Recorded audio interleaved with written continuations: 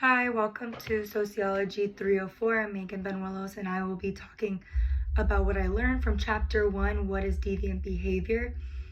I learned from this class that deviance is when you deter from social norms, and society is what gives the definition of normal. These can be any type of deterring, such as something small, which can just be taboo or going against people's morals or values, while it can also be from a different point of the range, which is more serious, such as crimes and murder and things like that are considered deviant behaviors.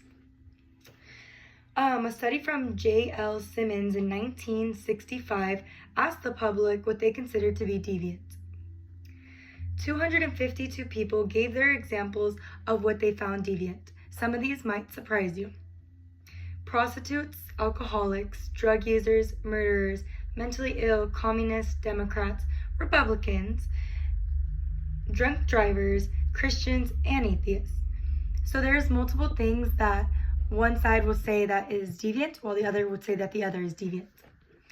Some sociologists thought that deviance is any type of violation of the social rule. Involves more than the social rule. Even some can say that the disabled or mentally ill can be considered deviant just because they go against social norms. Another sociologist, Alex Theo, also studied deviance due to how he was affected by deviant behaviors. Both of his father and brother were murdered because they were considered as deviant. This made him want to know why people do the things that they do, which can involve murder. His life experience caused him to want to study and define what it truly meant to be as deviant. After reading Chapter 1, I found out that there are multiple different perspectives on deviance. A big perspective, and the first I'll be talking about, is the positive perspective. This involves absolutism, objectivism, and determinism. Absolutism is the view that deviance as absolute real. So it is a real thing, and it's everyone can see it, basically. That they don't think that it's faked or anything like that, it's real. So this possesses qualities that are distinguished from conventionally. This is believed that the deviance comes from people's biological genes, etc. Bumps on the head. It could be the way someone is built. It could be birth defects, but it is a gene and it is biologically born being deviant. So these are that criminals are born. And then they also believe that the behavior is rather that they focus on the behavior rather than the non-deviants who label them. Some of those non-deviants that will be labeling people as deviant would be like lawmakers or law enforcement, etc. Another theory that goes under positivist is objectivism, which sees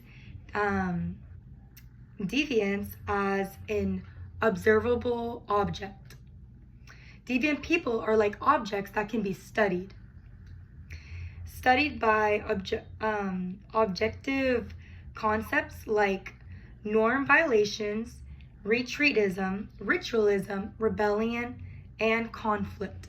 So some may say that deviance is good, just minor deviance. Because if they don't get out their minor deviance, then it can turn into something far more serious, like a rebellion. So little deviances here, like little violations that just go against people's morals or values ever so slightly, like a parking ticket or things like that, might be more beneficial than someone starting a whole rebellion. They also use reports, statistics, and clinical reports to seek out what causes deviance. Another theory is determinism, which is that deviance is determined or caused by the forces beyond the individual's control. This can be based on science, and people possess free will. These are choices that cannot be defined as a behavior. That's what constructivism, people who believe in constructivism believe that it's a choice, not a behavior. And they think that deviance is more than just a choice, but rather than circumstances and other factors that can shape their outcome, depending on how they're raised, things like that. Maybe people may say nature versus nurture can make a big impact on this. And on a totally different explanation of deviance is the constructionism perspective, which overall, they don't think that deviance is real in itself, but instead they just think that it's a label that is given to somebody by society. It's a subjective experience, and it should be studied with empathy. And then voluntary acts and not caused by internal and external environments. So something that is a constructive is theory is relativism is that deviance is a label, and it doesn't come from the behavior itself, but it comes from people's minds. So this is a social construct that deviance is defined by what society says deviance is. Society is in constant conflict over what defines a criminal and how they should go about punishing them.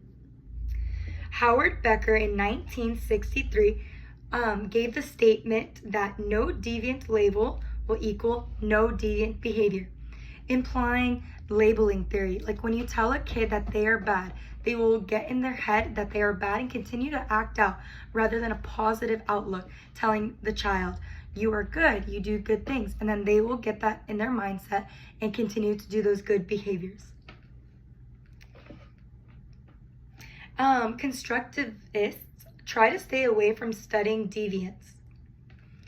Another theory under constructivists are subjectivists, which the constructivists are opposed to the conflict of human, and they actually advocate to be protecting deviance instead, because deviance is subjective, like I said earlier, and they should be handled with appreciation and empathy. That's how you can get the best results in their eyes.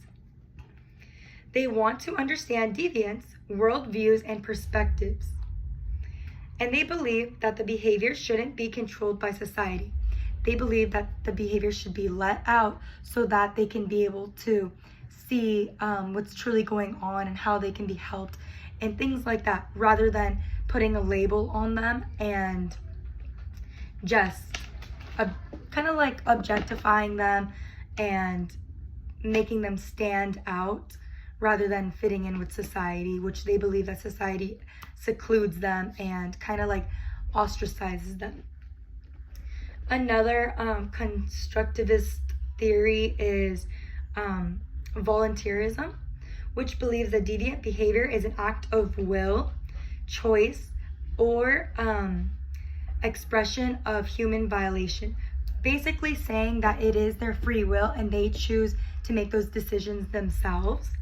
But positives believe that they are robot-like, like basically dehumanizing them and saying that they're not human. They're more acting like robots and defying what society thinks is normal.